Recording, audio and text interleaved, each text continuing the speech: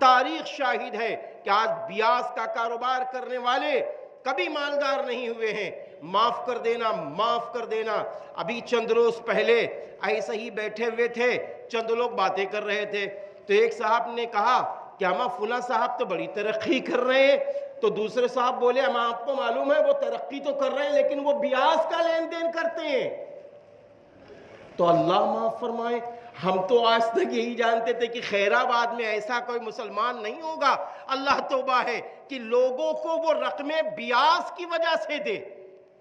اللہ توبہ ہے، ایسے شخص کو سمجھایا جائے، نہیں سمجھ سکتا ہے اس کو اللہ کے حوالے کیا جائے، اللہ سے ایسے شخص کے لیے دعائیں خیر کی جائیں، اے اللہ اس کو رزق حلال کی تمیز دے دے۔ میرے پیارے مسلمانوں، اگر اللہ نہ کرے ہمارا آپ کا کوئی دوست ایسا ہو جو بیاس کا کاروبار کرتا ہے، یعنی کسی کو ادھار رقم دیتا ہے بیاس کی رقم سے، تو بیاس کی نیت سے اس کو منع کرو کہ تم اپنے گھر پر بھی ظالم ہو اور تم سماج کے بھی ظالم ہو، اس لیے کہ تم حرام کما رہے ہو اور تم یہی حرام رقم مسجد میں دے دیتے ہوگے، یہی حرام رقم تم کسی غریب کے ایماندار کے گھر میں دے دیتے ہوگے۔ اور حدیث میں کیا ہے کہ اگر کسی شخص کے منہ میں ایک لقمہ حرام پہنچ گیا تو 40 دن تک دعائیں قبول نہیں ہوتی،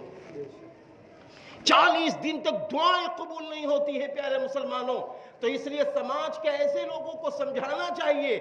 سمجھانے کے لیے ان کی پیچھے برائی نہ کی جائے بلکہ ان سے ملا جائے اور حکمت سے سمجھایا جائے، اچھی راہ ان کو دکھائی جائے تاکہ بیاس کے کاروبار سے بچ جائیں۔ حدیث پاک میں ہے قیامت کے دن جو بیاس خور ہوں گے ان کو سزا کیا ملے گی؟ قیامت کے دن خون کا تالاب ہوگا، ایک خون کا تالاب ہوگا اور اس خون کے تالاب میں اس کو پھینک دیا جائے گا بیاس خور کو، اللہ حفاظت فرمائے۔ اور اس کے بعد یہ ادھر نکلنے کی کوشش کرے گا تو فرشتے ادھر پتھر لیے کھڑے ہوں گے، دھڑاک سے ماریں گے، پھر یہ ادھر ڈبکی لگا کے بھاگے گا، چاروں طرف سے یہ نکلنے کی کوشش کرے گا اس گندے خون کے تالاب سے، لیکن نکل نہ سکے گا، کیونکہ جو بیاس کا کاروبار کرتا ہے وہ انسانوں کا خون چوستا ہے، انسانوں کا خون چوستا ہے۔ اس لیے بیاس کا کاروبار کرنے والوں کو روکا جائے اور بیاس کی رقم سے بھی روکو، چاہے کھربوں کے کاروبار میں برکت ہو۔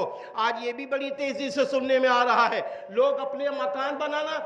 گئے اور وہ لے لیا اور بیمہ کرا لیا اور وہ بیاس کے کاروبار کو بڑھوا لیا اور اس کے بعد کہنے لگے ہم نے گاڑی خرید لی۔ ہماری جھوٹے فیشن سے مالدار ہونے سے غریبی اچھی ہے، ہم غریب بن کر جی لیں، یہ جھوٹا فیشن ختم کیا جائے، اپنے بچوں پہ ظلم نہ کرو۔